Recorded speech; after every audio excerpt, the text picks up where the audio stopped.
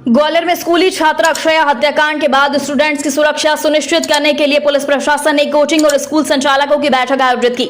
इस बैठक में कोचिंग संचालकों ने अपने शिकायतें और सुझाव साझा किए। ग्वालियर में महिला अपराधों की लगातार बढ़ोतरी के बाद जिला प्रशासन हरकत में आ चुका है। कलेक्टर अक्षय कुमार सिंह और एसएसपी राजेश सिंह चंदेल, डीओ अजय कटियार समेत पुलिस प्रशासन के तमाम अधिकारियों ने कोचिंग संचालकों के साथ बाल भवन में बैठक की।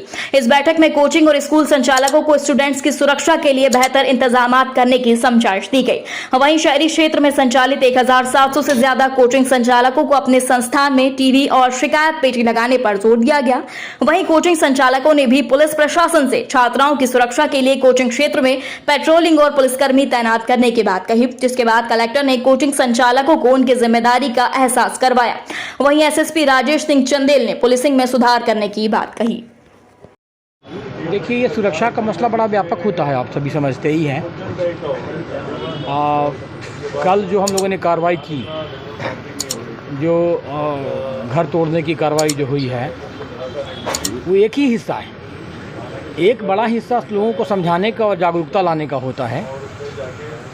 तो भय भी उत्पन्न करना है जो गुंडा तत्व हैं, पर लोगों में सुरक्षा की भावना भी देनी है जो सीधे सच्चे हैं। इसके अलावा ये मुद्दा ऐसा है कि अगर बहुत लोगों का सहयोग नहीं मिलेगा, आम जन भी समझे कि सुरक्षा कैसे हो सकती है, क्या उपाय किए जाने चाहिए, तकलीफ हो तो कहाँ जाएं, पालक भी समझे।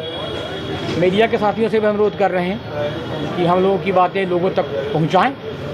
उसी संदर्भ में आज बड़ी संख्या में जो कोचिंग के लोग हैं, स्कूल के लोग हैं, बस ऑपरेटर्स हैं, इन सबसे बात की है।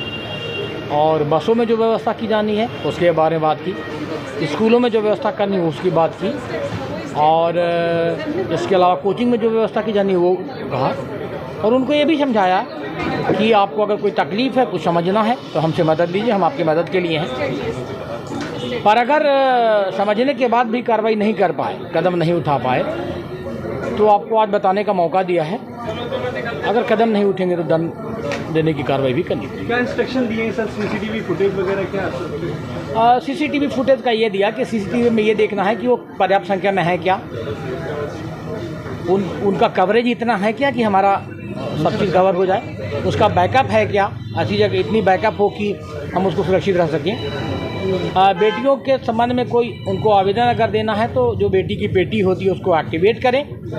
एक फीडबैक ये भी आया कि वो पेटी लगा ऐसी दी गई ऐसी जगह जहाँ पे बेटियां अपना तकलीफ़ बताने में झिझकती रहीं, तो हमने ये कहा है कि ऐसी जगह लगाइए जहाँ उनको झिझक ना हो, बाहर मत लगाइए।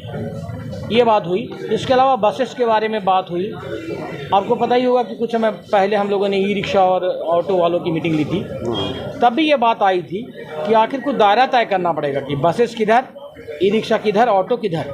यद्यपि सहमति नहीं बनी, पर ऐसे ही तो धीरे धीरे रास्ता निकलेगा। आखिर हम वो तय कर लेंगे।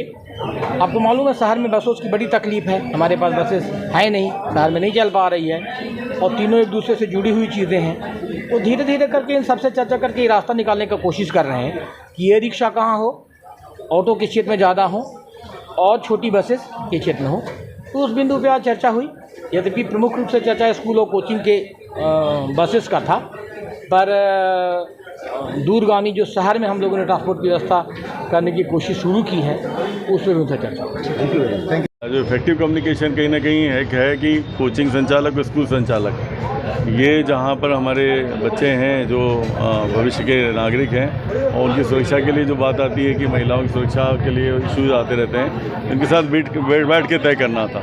तो कई सारी बातें सिटिंग प्लान से लेके, महिलाओं का आना जाने से लेके, बच्चों के जो इस तरह के उद्दंड तरीके से कुछ आते हैं बच्चे और वो करते हैं, और उनके आसपास की जानकारी, ये सारी चीज़ें भी उनसे चर्चा की गई है। साथ में इनको बताया गया कि बेटी की पेटी हमेशा अपने यहाँ लगाएं, और हमारे थाने वाले जो ऊर्जा डेस्क है वो और थाना प्रभारी इसको मॉनिटर करेंगे, सीएसपी इसको सुपरवाइज़ करेंगे, और इसमें डेली इनका आना जाना हो उस जगह पे, ताकि रोज़ का कम्युनिकेशन एक हो जाए। एक व्हाट्सएप ग्रुप भी थाने स्तर पे बनाने के लिए कोचिंग संचालकों, स्कूल संचालकों का कहा गया है, जहाँ पे लड़कियों का आना जाना है, ताकि पहले तो कम्युनिकेशन बना रहे। कई बार घटना होने के बाद में उसको प्रेजेंटेशन अलग अलग तरीके से हो जाता है, तो वो एक ध्यान रखने के लिए कहा गया है। यहाँ पर हम लोगों ने अभी कल जो मीटिंग ली थी हमारे डी साहब के साथ में, उसमें सबको तय किया गया है कि जो इस कोचिंग का छूटने का और आने का टाइम है, उस टाइम पे अगर कोई इस तरह के सामाजिक तत्व घूमते हैं, आसपास होते हैं या ज़बरदस्ती वहाँ बैठे रहते हैं, उनको भी चिन्हित करके, उनको भी आइडेंटिफाई करके उन पर कार्रवाई करनी है। तो आज बेसिकली एक विश्वास पैदा करने के लिए, कोऑपरेशन लेने के लिए था, ताकि ये अच्छे से इफेक्टिवली हम कार्रवाई कर सकें। कई बार हम जब पहुंचते हैं तब तक सिचुएशन बदल जाती है और कई बार जब हमको चीज़ें नहीं मिलती हैं तो शायद उतना जो उसकी प्रॉब्लम है वो हम समझ नहीं पाते हैं। तो इसके लिए भी बोला गया है और इसको हम लोग एक व्हाट्सअप नंबर भी देंगे बेटी की पेटी के साथ में, ताकि अगर किसी को लगता है तो वो व्हाट्सअप ही कर दे।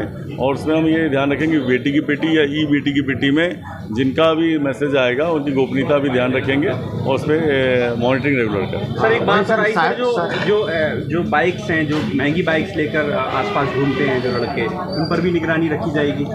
हाँ बिल्कुल, इसमें बोला गया है, सभी यातायात वालों को भी बोला गया था, यातायात वालों को भी रखा गया था।